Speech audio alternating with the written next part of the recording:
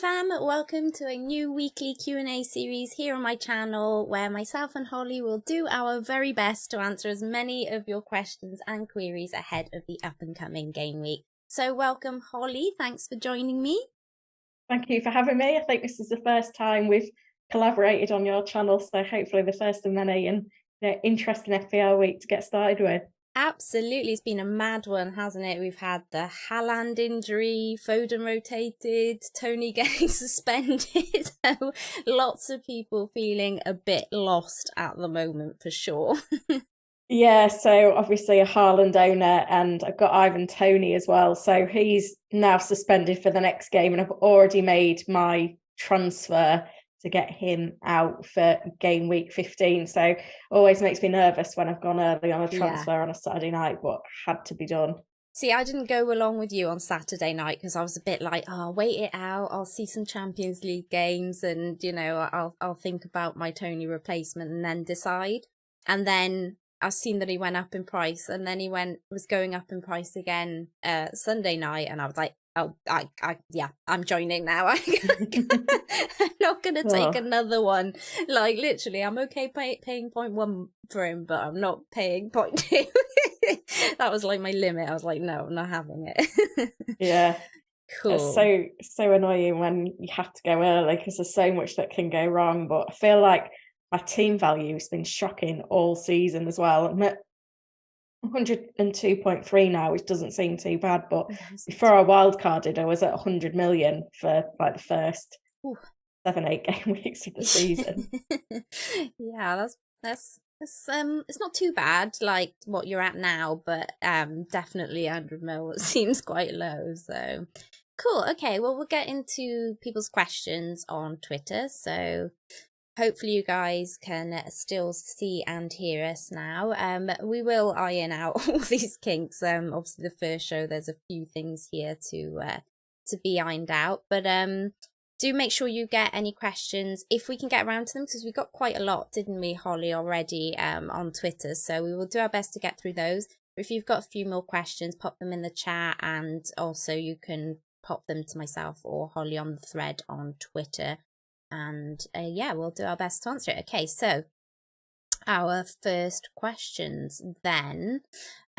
So our first one was from FPL Benchwarmers. He said, what do you make of the last minute Foden Haaland team leak panic? Well, it's a little bit what we just discussed there, but how did you react, and do you think changes to deadline could make things fairer? He said, for the record, he absolutely loved it. What do you think, Holly? Yeah, well, I was live on Sky Sports in the studio on Saturday, so I kind of remember. I think we went off air at 10:55, but you know, because we was like wrapping up, getting mics off and stuff, I didn't really catch it. So it was only after when I looked on Twitter and saw the mayhem. Because I mean, I don't know if I'd have done anything differently last week other than maybe put Foden on my bench, or you know, change the captain to someone other than Haaland, but kind of didn't really impact me anyway, because I don't think I'd have sold Foden last week. But you know, we could likely head into the same situation this week with not having an early kickoff, and again we're going to be waiting for Haaland news up until 1:30 on Saturday. Now, I think probably we've seen the deadline move already, haven't we? We had it at an hour before the first kickoff, and then you know we was getting these leaks. I think what happens is the press get the team sheets confirmed with 75 minutes to go before kickoff, and that gives them 15 minutes to like make up their graphics, tweets, you know, other social posts to go live an hour before kickoff. But people were getting access to that and sharing that within the community, so it has improved a lot in the last 2 years since that deadline moved from 75 minutes from 60 minutes. But I think the fact that we're still getting leaks makes it more problematic. That's why we're seeing the volume of people on the FPL website that have waited for that news. It was always going to be the case when you've got a player like Haaland who's over 80% owned. Like, we all needed that information. There's two ways you can do it. You can move the deadline even further back. I don't know if that will tackle it though. Yeah. My feeling is that maybe just move the deadline to kick-off of the first game. Absolutely. So ordinarily a 12:30 on Saturday, because you're leveling the playing field at that. And, you know, there'll be times where it works out really well for FPL managers, like game week 15 coming up, where you've not got an early kickoff because you're going to get 8 sets of team sheets through before you need to finalise your team. So I think that's probably the fairest way of doing it. And I hope that FPL, you know, do look at sorting that situation out soon, like within the next year, because it's frustrating. It is. And I was actually affected by it because I did get that team news in, and whilst I was looking primarily for Haaland news, seeing that Foden was benched again and knowing that I'd wanted Saka all week, I didn't really know how to get him in because I wanted to give Zaha another chance. And I'd given him lots of chances, and I kind of thought, if anything crops up this week where I can get Saka in, I'm going to do it. So I went to the website, I switched Foden to Saka, and it said confirmed, but then went straight to an error page. I was so convinced that it actually gone through that I tweeted out saying, would Saka go into Foden's spot? Because that was one thing I've never really done before. I've never done it so close to the deadline where I know whether a player goes straight into the same spot that you've replaced him with. So I did, I tweeted out, and when I went back into the site, lo and behold, Foden was still sat there staring back at me. And I was like, what? No, it confirmed. So yeah, I was frustrated. Of course, people will say, oh, well, Saka got injured. So, you know, but to me, that's not really the point. 3 more points for me this week would have been a difference between a red or a green arrow. So, you know, that's kind of the frustrating thing about it. But I'm completely with you. I think the way to sort it out would be to bring it to a deadline, to, you know, to the kickoff deadline, and Sky do it on theirs, and it works really well. So I think a lot of the daily fantasy football formats do it as well. So, you know, if it's working for other people, then, you know, the Premier League really need to look at it now. I mean, they could do it any time as well. Like we've seen, like obviously this, you know, when the TV fixtures get announced, the deadlines get changed on the FPL website. Like it could be a move that they implement for after the World Cup break as easily as that. It will change a lot of, you know, the advice around when to make transfers, and mean that, you know, deadline streams and content is more prolific. But can only really see it as a positive thing. Yeah, I agree. And to be honest, though, there's very rarely a lot of games in that first kickoff anyway. So I think a lot of the information that you'll still, how can I say, you'll still be needing to kind of think about beyond that first game week with your transfers. That first match with your transfers, because you can't just kind of go, oh, well, I'll wait until the first match and every transfer I make will be just for that match because I know exactly what's going on. Do you know what I mean? So I completely agree with you. I think that's the way forward, and it would be great, I think, if they implemented it over the World Cup for sure. Do you really think they'd be that fast about it? Let's see what happens this week. Because, you know, if we get the same situation again, then I think it could force their hands. Yeah, agreed. Okay, cool. Let's move on then. And we've got Go FPL Tips. He says, is Wilson worth a -4 point hit? Oh, thank you, FPL SP. Welcome to the Lynn fam. I'm not very far off the old 6K now, so anyone who's watching who hasn't subscribed, please do. And do go over and check out Holly's channel as well and subscribe there. So apart from Almiron and Rashford, which other midfielders below 7 million are worth considering? So he's given us 2 questions here for the remaining 2 game weeks before the World Cup. So first of all, is Wilson worth a -4 hit this week? What do we think, Holly? I just find it really difficult to take a 4-point hit when we're this close to unlimited transfers and we're dead ending our squads, because you've only got 2 game weeks for it to pay off. And I've seen a lot of managers moving off Mitrovic to get Wilson in or another striker. And I know obviously Mitrovic has got tough fixtures, but he's fixture proof. Scored against Liverpool, Arsenal, Spurs this season. So it really depends who you're taking out. What you need to do is look at the player that's coming out and the player that's coming in and think, can Wilson outscore that player by 4 points over the next two? And that should help to make your decision. But you've also got to have a look at the options on your bench as well, because, you know, it's unlikely that a player's really going to justify a points hit at this late stage. In terms of midfielders at 7 million or below, Almiron and Rashford are certainly on my list. I also think that Trossard should be on your list as well. Good fixtures for Brighton over the next two. Good old Trollard. Yeah, I know you're not his biggest fan, but yeah, Trossard would be on my list as well. Yeah, it's because last season I had him for 12 game weeks and got 1 assist. So, and then as soon as I sold him, he started coming back again. Yeah, you need to put that to the back of your mind, and you know. And he's done the same this season. Yeah. I had him for a couple of game weeks, did nothing, and then as soon as I sold him, he did the same again. Yeah, it's frustrating. It is, but yeah, I hear you. You know, it is kind of, you need to kind of think about that a little bit, don't you? And not like put a lot of that to the, you know, to the back of your mind, and not worry too much with it. We had so just for me on the -4, I think the only -4 I would potentially take this week is if we know Haaland is out.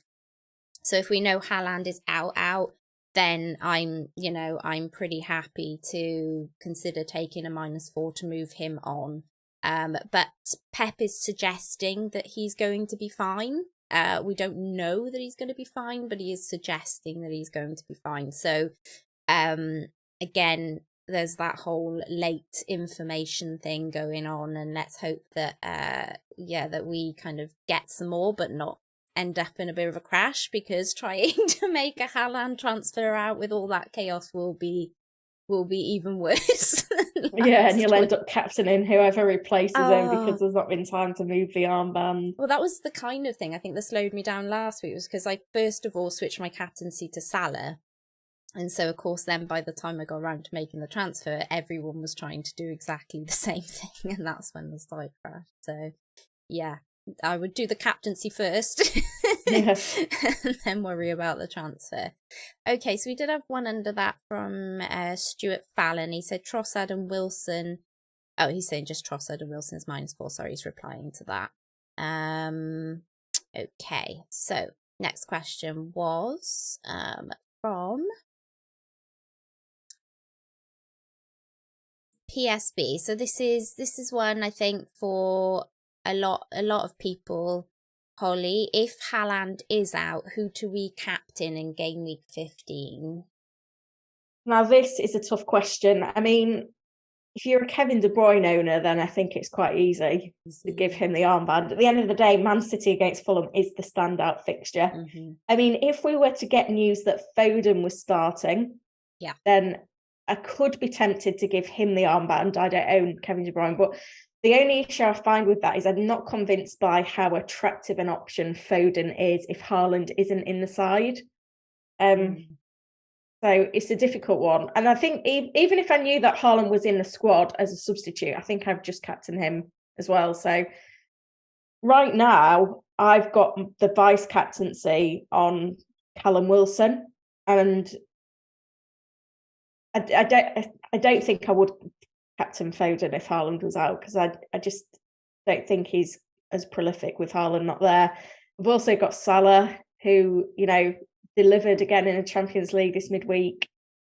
I simply cannot captain a defender. I know I've got Trippier and Cancelo both looking at me in my squad looking like good options, but I just can't do it to myself. No, I'm and same. You know, as much as Trossard's been a good asset in the last few weeks, his troll status means that I can't trust him with the armband either. So it could be Callum Wilson for me. If you're an Almiron owner, then, you know, he's a viable option as well.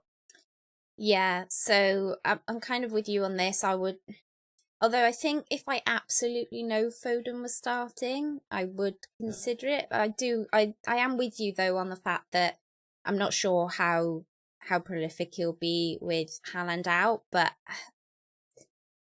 I don't know. I think because it's the standout fixture, I'd be more tempted to go there. But I would definitely want to know Foden was starting for sure.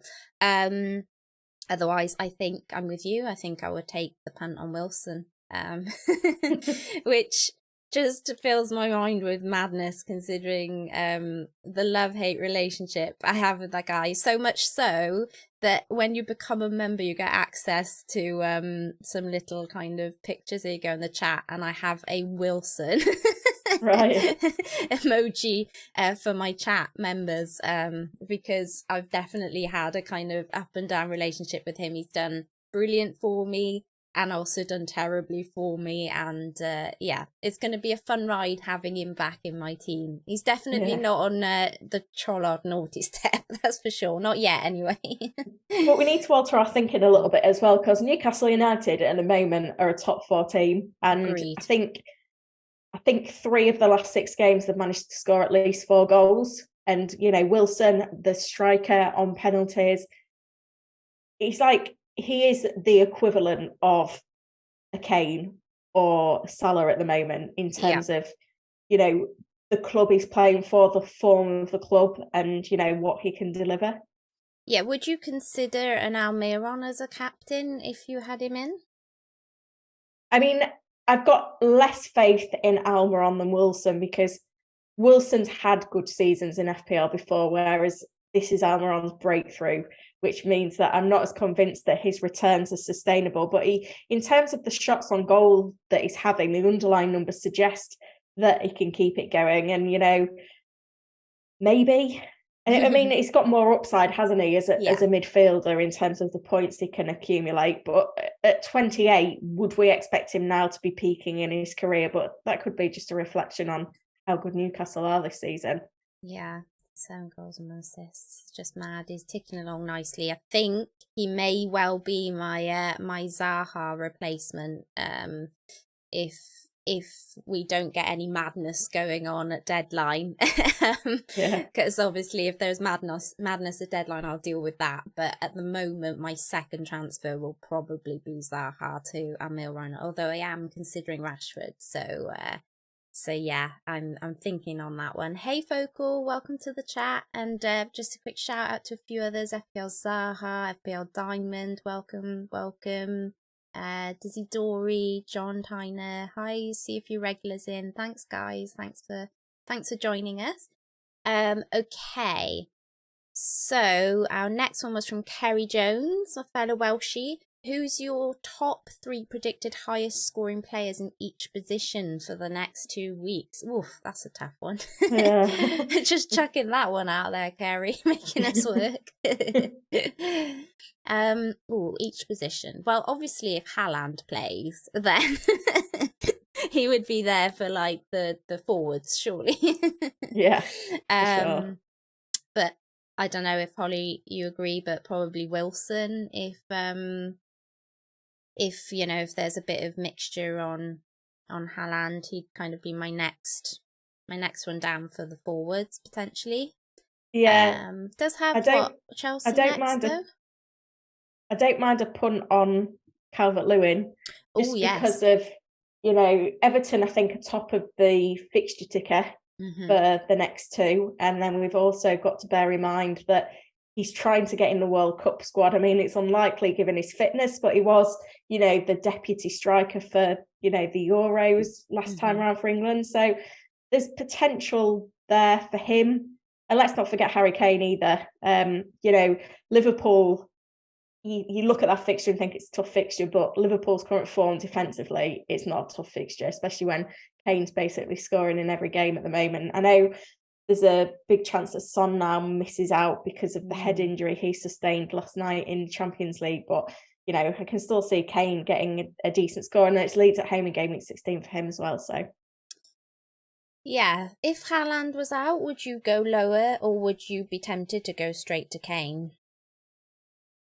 I mean, I don't think Haaland's going to be leaving my team, because while there's still a chance that he's available for game week 16, he will stay unless Pep says in his press conference on Friday, Haaland's out until after the World Cup, then he's staying. And I honestly can't see Pep saying that, because we know how cryptic he is in his press conferences. They've got a big Carabao Cup game against Chelsea next midweek. A tougher fixture against Brentford next weekend. It's not in Pep's interest to give us that information. No. But if that did happen, then I'd happily make the switch to Kane. I don't think we're in a position where we're going to lose lots of value on Haaland now. He's dropped to 12.1. If you got him at 11.5, you're going to sell him at 11.8. And if he doesn't play anymore until the World Cup break, then he could easily be close to that price point by then anyway. Yeah. I think beyond Pep, I think if we hear that Haaland hasn't travelled again, for me, that might push me to sell him. Only simply because I think the likelihood is of him being rushed back for one more game, I think will be quite slim. So I think if he makes it back for the next game week, I would imagine he'd come back on the bench rather than being just straight back into the team. So I think if we got some really solid news, either from Pep or, as you say, some leaks or something that, said that he hadn't travelled and he was not there at all again, then that would probably push me to sell. And I'd love to go to Kane, but I think the idea of potentially downgrading him to say, Haaland to say a Jesus or a Darwin, even though Jesus has 4 yellow cards, and then upgrading Zaha to KDB for me, and then having a very solid captain choice, is probably where I would go if I had that kind of news. But Kane is very tempting for sure. Yeah, I guess that's something I'd need to consider as well, because if Haaland is out, then De Bruyne is the standout captain pick for game week 15, and then.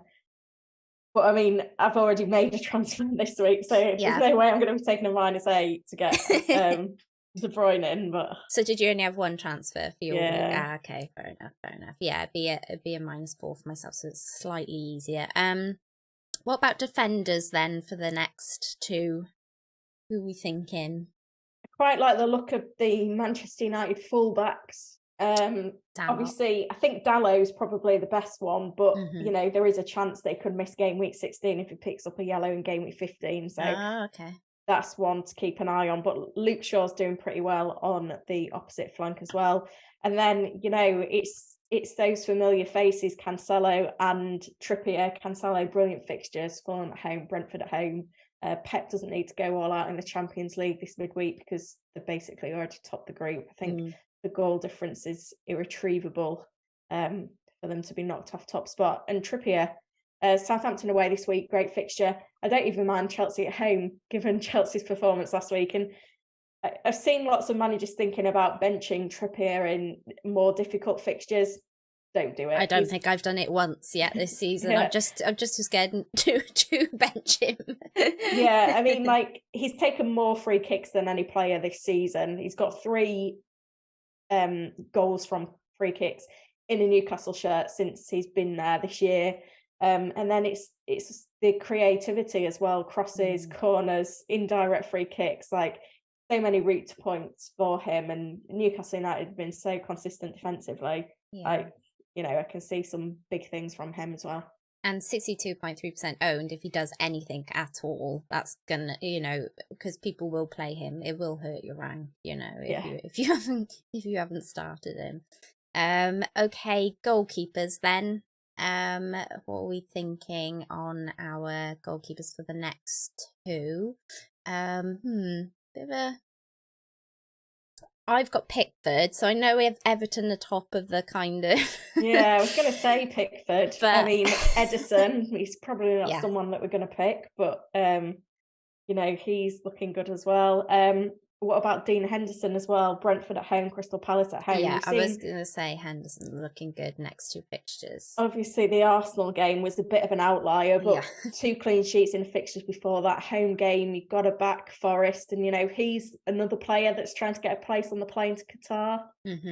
Agreed. And I've had him in my Sky team now for weeks, and it does tend to be that you'll get a couple of really good results and then one absolute bogus result and then a couple of decent ones. So he's worth kind of potentially sticking through that kind of one horrific match. Yeah. Just for the kind of points you'll gain in some of the others. So yeah, I mean, as an Arsenal fan, you probably didn't mind the not so much.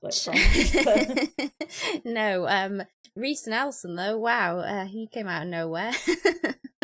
two managers captained him. I know, like, that's how? crazy. Apparently word is it was family members, but I don't know whether that's actually so this true is why he's saying he's giving away 2 shirts, because it's basically for his mum and dad. Yeah, pretty much for his mum and dad. Okay, Rishi says best Perisic replacement for 5.5 million or less, excluding Trippier and Cancelo for 2 game weeks. So I think we could probably say Dallow's up there, right, Holly? Have we got anyone else in our thinkings, maybe? Well, I picked out Lewis Dunk, but then I've just seen someone post a link to an article saying he's got a knee issue, so I don't know whether there's any truth to that or not, but I do like the look of Brighton's fixtures over the next 2 games. I've got Webster, so yeah, you could go for Webster as well. I think I've got a bit of a benching headache on whether to play Webster, Guy, or Castagna this week. Play Castagna, I think. Yeah, he's at got the most attacking threat, hasn't he? Yeah, absolutely. He's and Leicester have been on a weird run of clean sheets somehow. What about Saliba as a potential? Now he's still on his 4 yellows, isn't he? I think. Yeah. So he's a bit of a risk. Chelsea not the easiest fixture necessarily, but potential clean sheet in game week 16 against Wolves. Obviously Saliba carries some attacking threat as well with those headers from corners, so you could maybe think about him. But yeah, I mean, you've got the fullbacks as well at Arsenal, haven't you? Yeah. Ben White's probably the obvious one. I punted on Tomiyasu last week and that paid off. Yeah.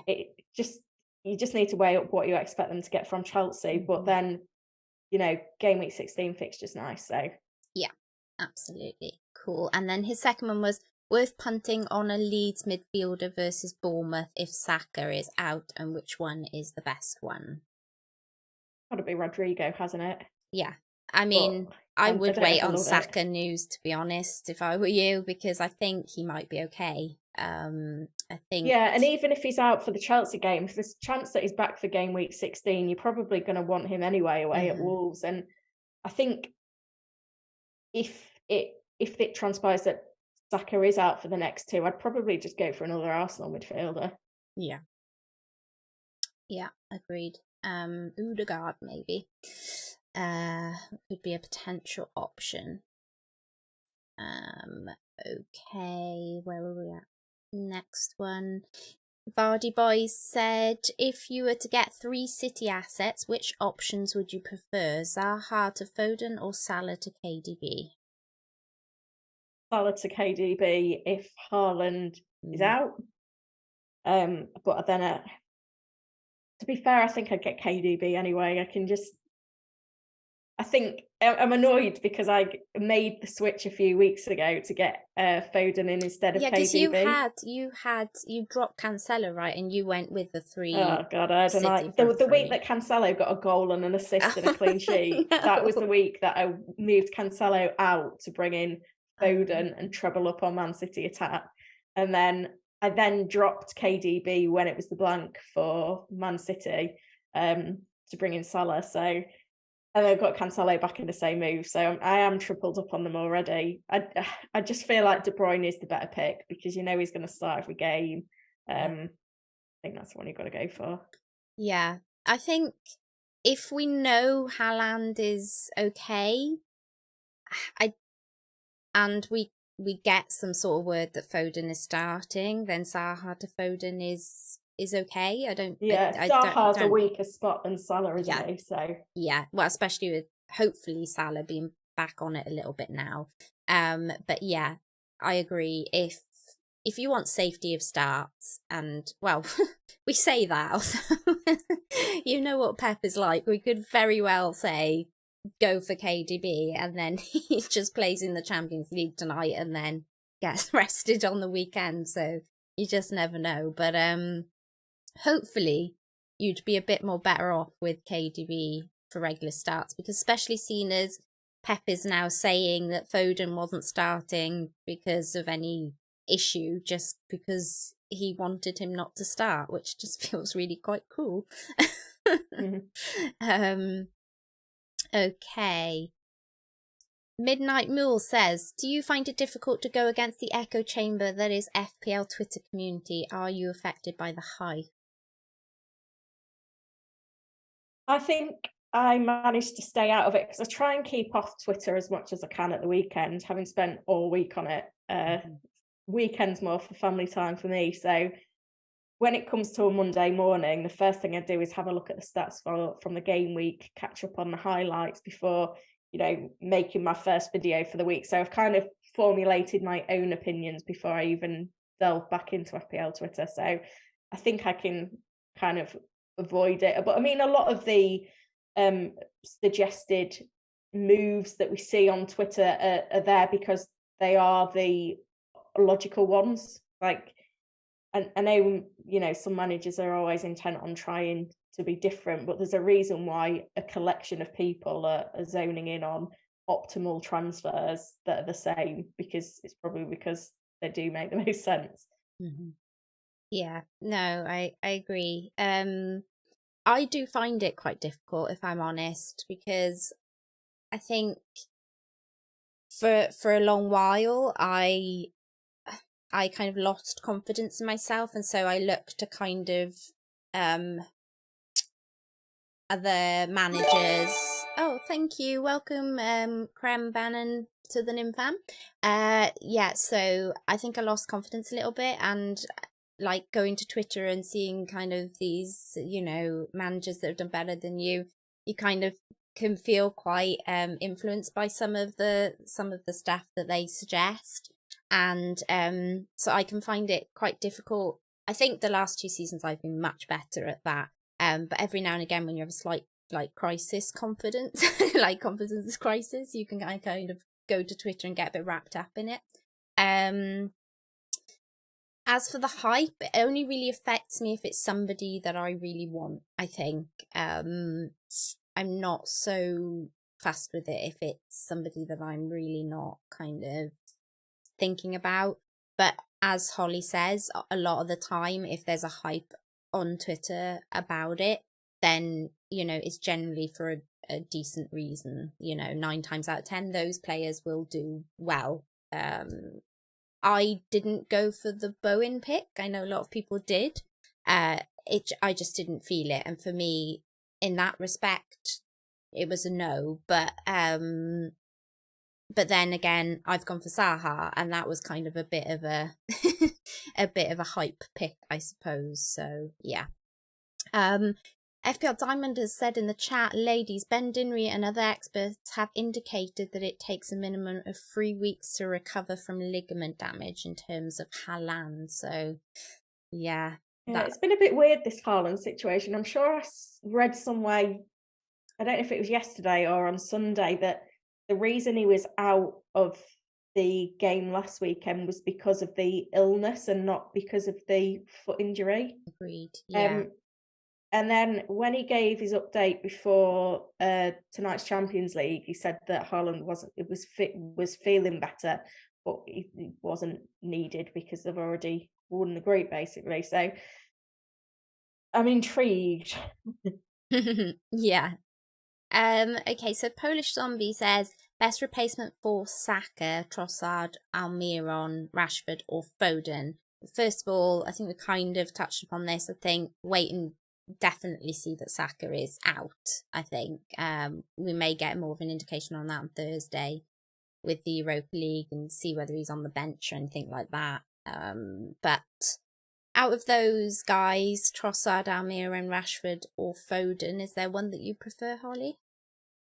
Again, I think Foden would be top of the list if we knew Haaland was going to be available. But if not, I'd probably go Almiron, Trossard, Rashford in that order. I'm more of a form over fixtures kind of manager, and Rashford feels like more of a fixture pick.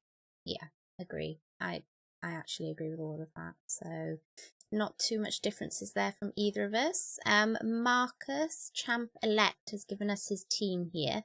And he says, here's my team without making any transfers for Game Week 15. One full transfer, 1.4 million in the bank. Would you do Andreas to Almiron or Mitrovic to Wilson? So this is pretty much, would we do Wilson or Almiron?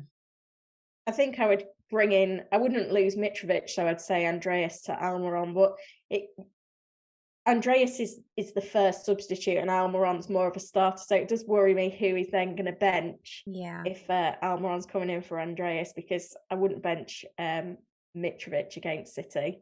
I guess if Saka or Haaland does miss out, then you need that good first sub anyway, but it's just something to keep an eye on. Yeah, I think I sit slightly differently, only because I think so I have a potential of doing a -4 myself. If I do, I could do Zaha and Andreas out for Almiron and Rashford and move to a 5 in mid.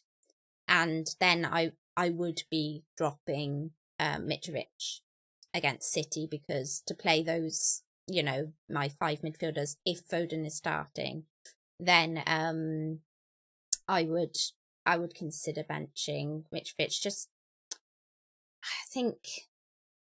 I think he might find it tough. He had so many shots in the last game. I can't remember off the top of my head, but it was a ridiculous amount of shots in the last game. I think it was 10. Yeah, 8, like 10. 8 in the box or 8 on target. There we go. Yeah. So if he struggled against that defence, how will he do against a City defence? That is my only kind of thing with that. Sometimes what I do, Zombie, if it helps at all, is when I'm trying to choose between two players, often I'll go with the most percentage owned, which I think is going to be Wilson this week. But I'm kind of with Holly on this one. I'm not sure I want to lose Mitrovic, so it is tougher. See, even Solanke is tough to drop against Leeds, isn't he? But on form, hopefully things are taken out of his hands with the injury situation, and it'll all work out. Yeah. So sorry we weren't like more helpful on that one for you. Okay, cool. I'm just gonna do 1 or 2 more in this chat, and then we'll wrap it up, because I feel like it'd be kind of cool for you guys to get some questions answered. So just quickly scroll through some of these. Let's have a look. Anyone else tempted to sell Kane for CR7 on a 1-week punt? Not for me. That's a nice easy one. Midnight Mule just saying Dalot's on his 4 yellow cards. Would we start Shah this week? Ram's asking. He's currently flagged with a hamstring injury, and he is set to go to the World Cup. So whether he manages to kind of get himself out of having to play or being risked because of that, something to keep an eye on. But if he's got the best fixture of your defenders, comparing him to your bench defenders, then just play him and hope for the best, because it's probably he'll either, you know, start and play close to 90 or miss out altogether. Just make sure you've got your defender bench order sorted. Yeah, agreed. And then you've got one more. I'm sure we had one a bit higher up. Avishan says, hi ladies, wonderful show. Thoughts on Darwin? Short 2-week punt to replace Tony and cover Haaland. Not sure it covers Haaland, but no, I'm not a big fan of Darwin at the moment. I feel like he's too wasteful, and I think if I was on a Liverpool attacker, it'd be Salah at the moment. I'm not feeling the love. Maybe I'm just a bit cynical, but I'm not seeing enough from him so far. I think I'd consider it maybe if Haaland was out, because I can go down to around that 9 million mark. because, to be honest, like with already getting Wilson in for Tony, the options are then a lot slimmer for me. So it's either looking at Calvert-Lewin or Darwin pretty much, because as much as I'd like to go with Jesus, the yellow card situation potentially would worry me, especially as I'd want him for that game week 16. So I would potentially consider him, but maybe I'd only consider him if you've already got, you know, some of the other better options. So you've already got Haaland, you've already got Wilson, you've already got, you know, some of those. But if not, like, then probably not. And then the last one we got from Harry Davis says best attacker under 7.5. I mean, I think we've pretty much kind of covered quite a few already. And it's not easy though, like, no. And this was why I made the move to Wilson on Saturday night, because once he was out of the equation, actually trying to find a striker under Tony's price is quite challenging. There's not a huge amount to choose from there. It's difficult, isn't it? I mean, Solanke is probably the one you go for. Leeds and Everton, a nice pair of fixtures. He's on pens. Yeah, or Calvert-Lewin, as you say, maybe. He's a bit more expensive though, I think. I think he's nearer 8. Ooh, Calvert. What are you doing to us? Yeah, you're 7.9 years. Yeah. So, yeah. So thank you everyone for joining us. We'll wrap it up there. Sorry about the little technical issue there at the beginning. I don't know whether it was my end or Holly's end, but sometimes these things happen. You know, we're quite far away from each other, so this is the beauty of this kind of technology. Hopefully we will be back with you around the same sort of time next week. And we'll do the same again. We'll tweet out for some questions, and be sure to come back in and get those questions in the chat. But for now, do make sure you check out Holly's channel. Holly, where are you at so everyone can find you, my lovely? So you'll find me at Holly Shand on YouTube, Twitter and Instagram. Brilliant. And I'll be back tomorrow evening with some other ladies, with Elizabeth Helenek and Mira, and we're going to be starting the FPL late show. So any questions we didn't really get around to today, hopefully we'll, at the end of that stream, we'll be able to do a few questions there as well. And Holly will hopefully be joining us there next week as well. So that's, you know, a new one coming to the channel. So keep your eye peeled for that. It'll be 8 o'clock UK time. So thank you everyone for joining us. So it's goodbye from me and goodbye from Holly. Bye. Thanks for having me. Bye guys. Take care.